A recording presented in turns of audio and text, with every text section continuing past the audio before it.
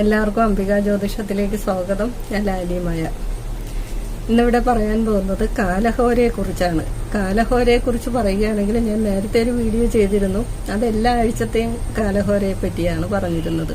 ഇന്നിവിടെ ഓരോ ആഴ്ചയിലും വരുന്ന കാലഹോരയെ പറ്റി പറയാം.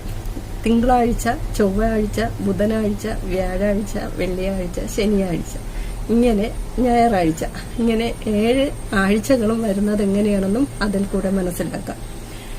ഇവിടെ തിങ്കളാഴ്ച ദിവസത്തെ കാലഹോരയെ നമുക്ക് ആദ്യം മനസ്സിലാക്കാം.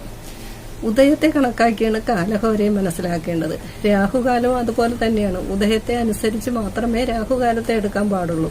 രാഹുകാലം 1.5 മണിക്കൂറാണ് ഒരു ദിവസം. അത് ഉദയത്തിനെ അടിസ്ഥാനപ്പെടുത്തി എടുക്കുമ്പോൾ ഈ പറയുന്ന സമയവ്യത്യാസങ്ങൾ വരും. ഓരോ സ്ഥലത്തും ഉദയം വ്യത്യസ്തമായിട്ടുള്ള സമയത്തിലായിരിക്കും. അങ്ങനെ വരുമ്പോൾ ഉദയത്തിനെ അടിസ്ഥാനപ്പെടുത്തി എടുക്കുക എന്ന് പറയുന്നത് ഒരു സാധാരണ മനുഷ്യരെ സംബന്ധിച്ച്